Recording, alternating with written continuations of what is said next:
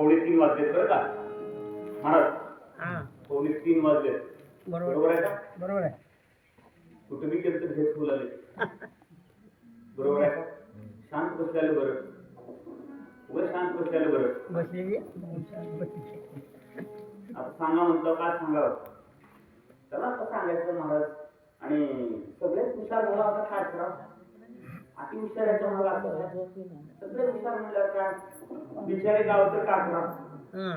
एक जण एक मार्गाने जाते, एक जण एक मार्गाने जाते, एक जण एक मार्गाने जाते. दोष आमचा काय तिथं. बरोबर आहे का गाडीकर महाराज? बरोबर. अगदी रे अगदी रे.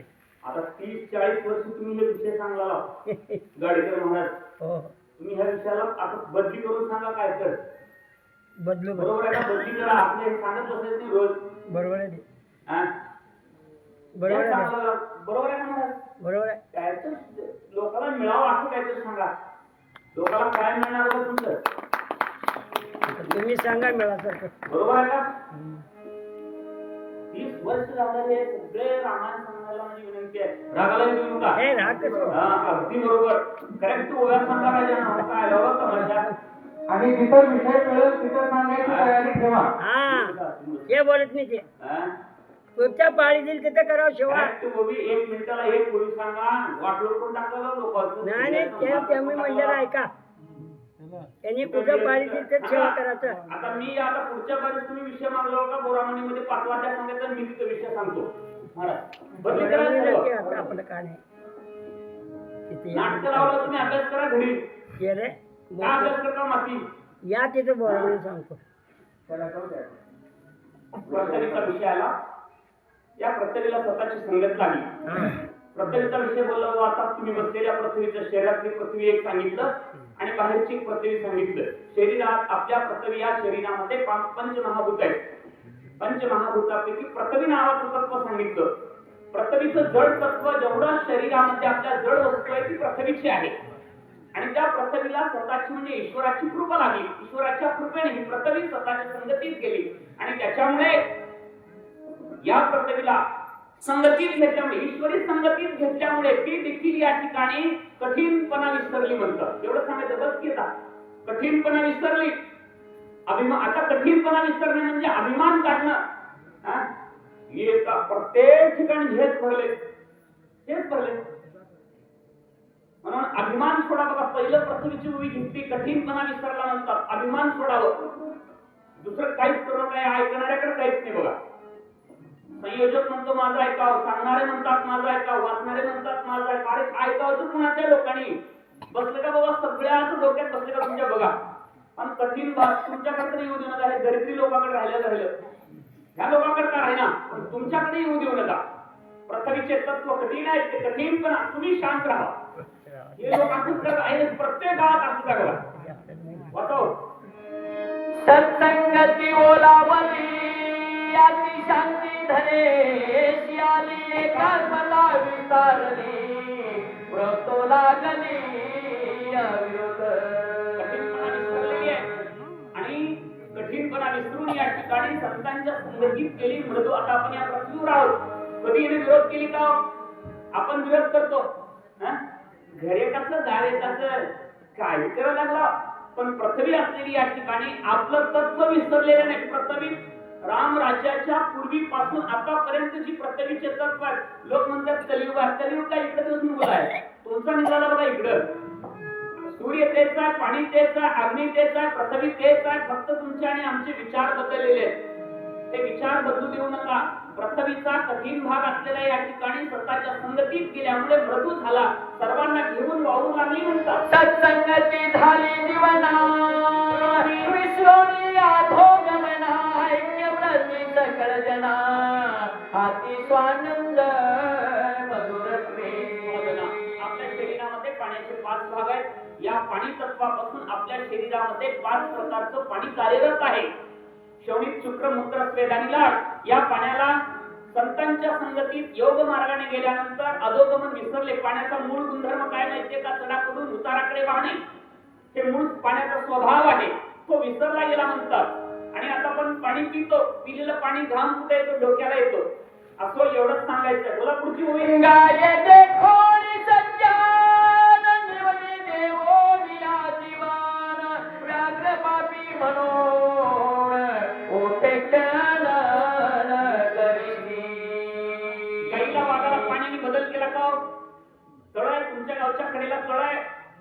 पिण्यासाठी गाय गेली, गायीला पाणी पिण्यासाठी तळ्याने परवानगी दिली आणि त्याच गायीच्या हातच्या काटाला उभा टाकून वाघाने केली.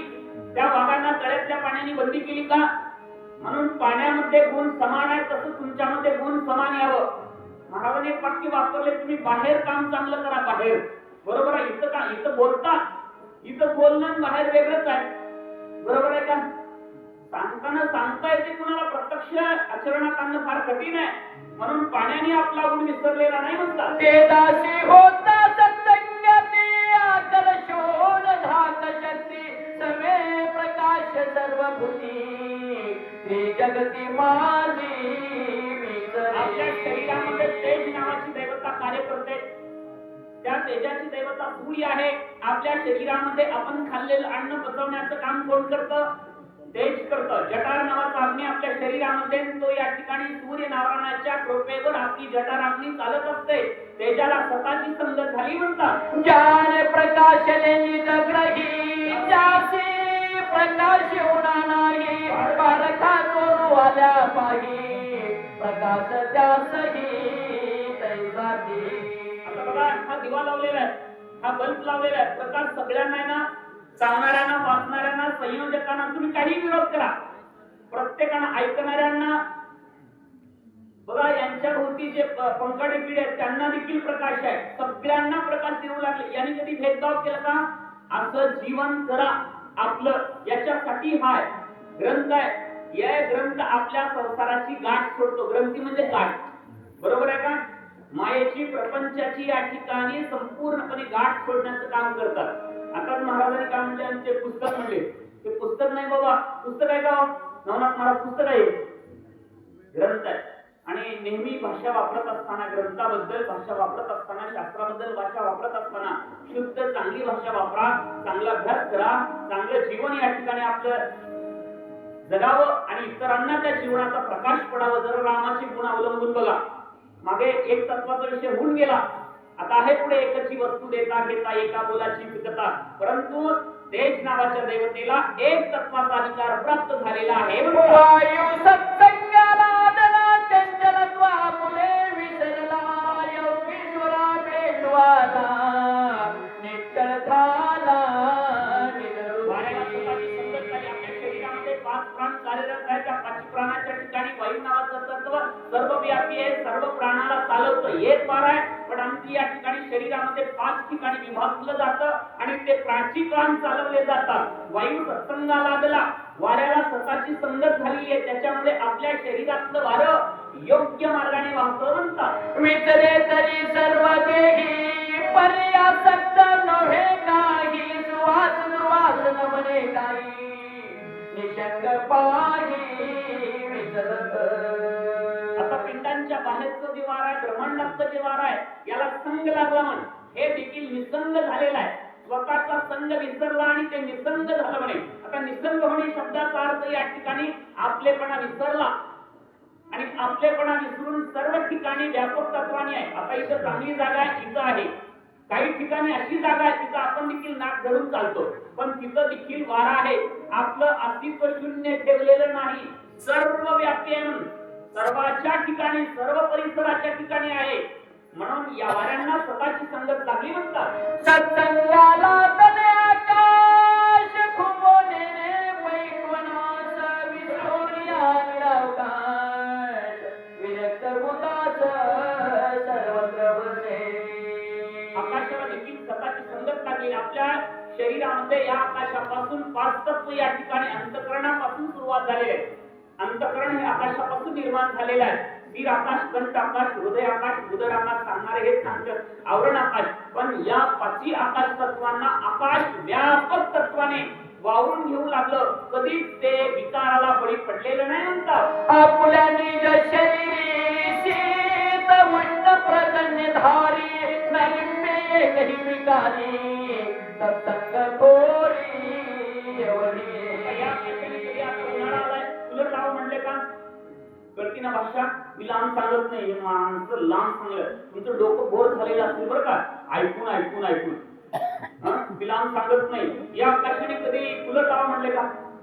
आता उन्हाळा आहे, थंड वाजाय, उन्हाळा आहे, गरम होतं म्हणले का? पावसाळ्याला मी भिजत आहे, छत्री द्या म्हणले का?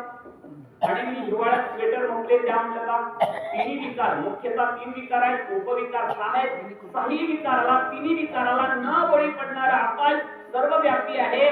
तसं आपले तत्व प्राप्त व्हावं याच्यासाठी आहे म्हणतात. ऐशे नगराव घेती संत श्रीराम भजनी निरत धन्य भक्ती प्रतापे भरत भाग्यवंत नांदत.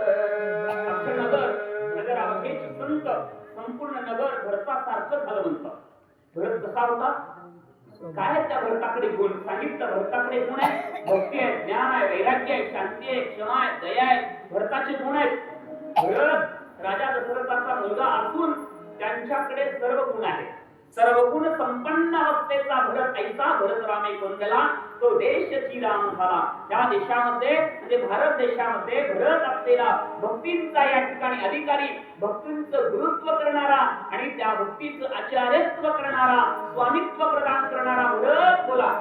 कोणाही नाही दुर्दशा कोणी नवतीही नवानसा श्रीरामे भजने मुळासा सावकाश नांदती.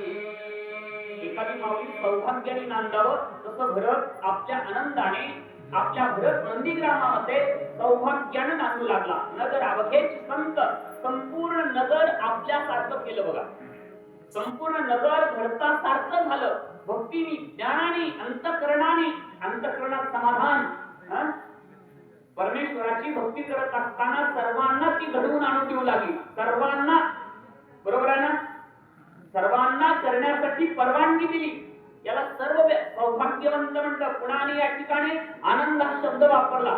स्वतः आनंद प्राप्त करून घ्यावं लागेल, मग दुसऱ्यांना आनंद देता येतो. बरोबर आहे. आपल्याकडे आनंद नाही, आपल्याकडे दुर्गुण आहे, तर दुसऱ्याची अवगुण काढायला बसतो तर अवघड आहे ना. म्हणून भरत असलेला या ठिकाणी सौभाग्याने नांदू लागला म्हणतात. कोणी मयेक मोहरा करणे अक्षराचे खरे नाणे कैसे देणे दैसे घेणे कोणाही ओढे असे भरताचा ना. व्यापार सांगितला. उमेद म्हणजे व्यापार. भरतांचा व्यापार कसा आहे, एक मोहराचा व्यापार आहे बघा. मोहरा एक आहे, अक्षराचे खरे नाणे. अक्षर ब्रह्म आहे, अक्षर हे राम आहे आणि या राम रूपी अक्षर ब्रह्म या शब्दांचा या ठिकाणी व्यापार करू लागले. व्यापारीही एक आहे, नाणंही एक आहे आणि त्यांचं अस्तित्वही एक आहे म्हणतात. दोन नाही सांगितलं. अक्षराचे खरे नाणे, खोटं नाणं नाही, खरं नाणं आहे. व्यापार खरा, व्यापार करणारा खरा आणि ते अक्षर ब्रह्म याचं नाव आहे म्हणतात. एकची वस्तू देता घेता एका बोलाची कथा एका वाचोनी सर्वथा तुझी वार्ता एकच वस्तू आहे, एकच नाम आहे, एकच वस्तू देता घेता. एकच द्यायचं म्हणे, दोन द्यायचं नाही. दोन जिथं दोन आहे तिथं अनर्थ आहे. एकच राम द्यायचा, एकच राम घ्यायचं, एकच वस्तू द्यायचं. अक्षर रूपी नाणं एकच द्यायचं, एकच घ्यायचं आणि दुसऱ्यांना प्रवेश द्यायचा नाही म्हणे. दुसऱ्यांना प्रवेश देऊ नका, रामानाच प्रवेश द्या. त्या भरतातल्या नगरीतल्या सभागी या ठिकाणी संपूर्ण लोकांचं तत्व एक आहे. एका तत्वाने आपण जोपर्यंत नांदत नाही तोपर्यंत खऱ्या सुखाची प्राप्ती होत नाही. हे आमच्या नाथबाबाला सांगायचं आहे. पुढे तुझे पणाचे ते दलाला ठकोपा हे तत्काळ सर्वेश्वरी नेताना लगे पळ घेऊन सबळ जातसे. दोन दलालाला म्हणले बघा. दलाल शब्दाचा अर्थ तुम्हाला सगळ्यांना माहिती आहे. सगळ्यांना माहिती आहे दलालाची भाषा कशी असते, दलालाचं वागणं कसं असते माहिती आहे ना. संतांचं वागणं, दलालाचं वागणं याच्यामध्ये फरक आहे ना. म्हणून तुकाराम महाराज संतांचं उदाहरण घेतात. तुका म्हणे गुण चंदनाचे अंगी, म्हणून चंदनाचं उदाहरण आमचे महाराज संतांना घेतलं. चंदन आणि संत सारखे आहेत म्हणून त्या दोघांचं उदाहरण घेतलं. बरोबर आहे. महाकाईचं दलालाचं या ठिकाणी चांगल्यांचं उदाहरण घेतलं. एक तत्वानं वागणाऱ्याचं, दोन तत्वानं वागणाऱ्याचं उदाहरण घेतलं. दोन वागणारा कधी एकामध्ये मिक्स होत नाही आणि एक वागणारा कधी दोघात मिक्स होत नाही. तुम्ही किती सांगून बघा, सांगणारा श्रेष्ठ असेल पण ऐकणारा श्रेष्ठ असावा लागतो. बरोबर आहे. किती जरी आपण सांगण्याचा प्रयत्न केला प्रभाव पडू शकत नाही त्याच्या अंतःकरणामध्ये द्वेष असेल तर. द्वेष पहिले जन्माला आलेल्या त्याच्या अंतःकरणामध्ये तुम्ही किती जरी सांगितला, सापामध्ये काय हो, विष आहे ना. सापामध्ये विष आहे, परंतु इथं शास्त्रकार सांगत असताना जिथं त्याची हुडी पडे सर्वस्वी जीवित पुढे म्हणतात. दोन पणाचा जो दलाल आहे तुमच्या आणि आमच्या संपूर्ण जीवनाचं एक तत्वाचं मात्र करतो म्हणतात. मात्र आणि रास कळती ना सर्वांना. मात्र मात्र्याच्याच भावात जातं आणि रास ही राशीच्याच भावात जाते. मग तुमच्या आणि आमच्या जीवनाचं मात्र करून घ्यायचं असेल तर दलालाकडे जावं लागेल आणि आपली रास परमेश्वरापर्यंत न्यायचं असेल तर एक तत्वाने राहावं लागेल. जमलं का आता? वाचा पुढे. जेथे त्याची उडी पडे सर्वस्वेती जीवित्व पुढे काही उपाय नसले पुढे पडे रोखडे अनर्थी. आपण एका तत्वावर जोपर्यंत आहे तोपर्यंत आपल्याला कसल्याही प्रकारची अडचण परमेश्वर येऊ देत नाही आणि जेथ त्याची उडी पडे एकदा आपल्या सामान्य जीवनामध्ये दलालाची उडी जर पडली तर आपलं जीवन बिघडायला वेळ लागत आणि एकदा दलाल आपल्या जीवनामध्ये प्रवेश केला, द्वेष प्रवेश केला. दलाल म्हणजे द्वेष. तुम्ही बाजारातला दलाल, बाजारात जनावर तर विकतील, जनावर तर घेतील, हे दलाल वेगळे. परंतु आमच्या आणि तुमच्या जीवनामध्ये या द्वेषरूपी दलालानं प्रवेश केल्यानंतर आमचं संपूर्ण जीवन जेथ त्याची उडी पडे सर्वस्वी जीवित पुढे काही उपाय. काय उपाय जातो का? हे घर दलालांनी घेतलं. या घराचा मालक देव होण्याच्या ऐवजी, संत होण्याच्या ऐवजी, विवेक होण्याच्या ऐवजी अज्ञानाने जागा घेतली, दलालाने जागा घेतली. मग हा पाहुणा कुणाचा? ज्ञानेश्वरांनी सरळ लिहिलं, यमाचा पाहुणा. का? तिथं उडी कुणाची आहे? दलालाची आहे. म्हणून दलालाची उडी पडत असताना भारतातल्या नगरीतले लोक संत मार्गाने जात होते म्हणतात. अंगडो मंगल नंद भाषा सवेग निमटो पाहे गसार धानिया नगळे सरसा दलाल ऐसा द्वैताचा. वेगवेगळी दलालाची भाषा वेगवेगळ्या प्रकारची असते. अंगडो मंगळो नंद भाषा. नंदी शब्दाचा अर्थ फसवणारी भाषा, सांकेतिक भाषा. सांकेतिक भाषा सर्वसामान्य जीवांना कळू शकत नाही. नंद भाषा आहे, फसवणारी भाषा आहे, दलाली भाषा आहे. त्या दलाली भाषेपासून तुम्ही सावध राहा म्हणता. आता यमाच्या भाषेपासून तुम्ही सावध राहावं लागेल, बरोबर आहे ना? यमापासून, दलालापासून, वाईटापासून सावध राहिलं पाहिजे. विकारापासून सावध राहा, बरोबर आहे का? म्हणून या विकाराला बळी न पडणारे असे भरत नगरीतले लोक होते. कसे होते? भरत नगरी लोक चतुरा सवे बुद्धिमय कांतवीर होता द्वैताचा संचार व्रती सत्वर देवती. आता बाजारातलं बोलले का अंतःकरणातले बोलले महाराज? हे व्रतीचा विषय आला का नाही बघा. काय तर बाजारातला विषय आला का? भरतातल्या नगरीतले लोक हुशार होते, चतुर होते आणि ते या ठिकाणी जर आपल्या अंतःकरणामध्ये दलालांनी, द्वेषाने प्रवेश केला, विकाराने प्रवेश केला तर वृत्तीचा छेद करणारे होते. वृत्तीची या ठिकाणी निवृत्त करणारे होते. त्या वृत्तीमध्ये कसल्याही प्रकारची घाण प्रवेश करू देत नाही. जरी वृत्तीमध्ये या ठिकाणी घाण प्रवेश करण्याचा प्रयत्न केला तर त्या वृत्तीचा छेदच करणारे होते. आता वृत्तीचा छेद करणे या शब्दाचा शब्दशः अर्थ म्हटलं तर कृपा कुणाची लागते? आपलं शरीर लहान आहे, मोठं करण्याचं काम आई करते आणि आपल्या वृत्तीचा छेद करून आपली वृत्ती सुमार्गाला लावणे एक तरी संत करतात, एक तरी महात्म्य करतात, नाहीतरी देवाची कृपा झाल्याशिवाय, संतांची कृपा झाल्याशिवाय आपण वृत्तीवर स्थिर होऊ शकत नाही, बरोबर आहे ना? म्हणून संत मार्गाने, शांत या ठिकाणी मार्गाने, गुरुच्या कृपेने या वृत्तीवर विजय मिळवणारे, वृत्तीचा छेद करणारे, वाईट वृत्तीचा छेद करणारे आणि चांगल्या वृत्तीचे या ठिकाणी अधिकारी भरत नगरीतले लोक होते. सगळेच म्हणतात एक एक उदिमाई सगळ्या सगळ्या आकाशा द्वैताच देते कोण दशा परम परेशान विनतले. एक एक व्यापारी, भूमीत म्हणजे व्यापारी, एक एक व्यापारी एवढा मोठा होता, एवढा मोठा होता, द्वेषाला अजिबात आपल्या अंतःकरण रूपी दरवाजामध्ये येऊ देत नव्हता आणि त्यांचा व्यापार खरा, त्यांचं नाणं खरं, त्यांचा अधिकार मोठा आणि जर दलालाने आत प्रवेश केला तर संपूर्ण घराचे दरवाजे बंद करून वृत्तीचा छेद करणारे असे एकांगवीर भरत नगरीमध्ये राज्य करत होते. ते हनुमंतरायाने उद्धव मार्गाने जात असताना पाहिलं. भागवतीयाचा उभारे कथा कीर्तन चौफेरे गाता राम कीर्ती गजरे अंबर झरे तुषारी देहामध्ये बाजार सांगितला. आता देहामध्ये बाजार आहे, तुम्ही आम्ही बाजाराला चालो. या देहामध्ये हाट आहेत, 4 रस्ते आहेत, 4 बोळ आहेत, चौरस्ते आहेत, 8 रस्ता आहे. आता 8 रस्ता कोणता, चौरस्ता कोणता? बोळ कंठ, हाट, वाटिया, चौबारे.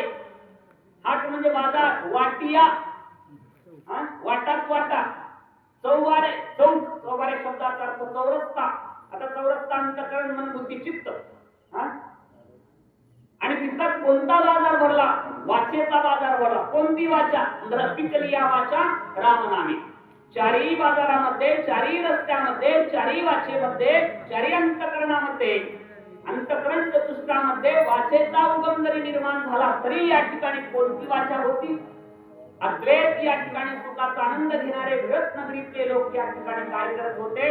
नामाचाच व्यापार करत होते, वाचेचाच व्यवहार करत होते, सत्य वाचेचा व्यवहार करत होते. सत्य बाजार होता आणि म्हणून तिथे या ठिकाणी अद्वैताला जागा होती, द्वैताला बाहेर काढत होते. म्हणतात आनंद भरताचे मनी गेले शून्यत्वा मुळोनी चैतन्य घन होनी निर्विकार जाणी भक्ती करता करता ज्ञान प्राप्त झालं. ज्ञान प्राप्त झाल्यानंतर विरक्ती प्राप्त झाली. विरक्ती प्राप्त झाल्यानंतर शांती प्राप्त झाली आणि त्या शांतीच्या माध्यमातून या ठिकाणी भरत नगरीतले लोक अंधकारातून मुक्त झाले. म्हणतात गोविंद सेवक आनंद भरताचे म्हणी मनामध्ये आनंद झाला आणि गेले शून्य. शून्य म्हणजे अज्ञान जाणे, शून्य म्हणजे अंधकार.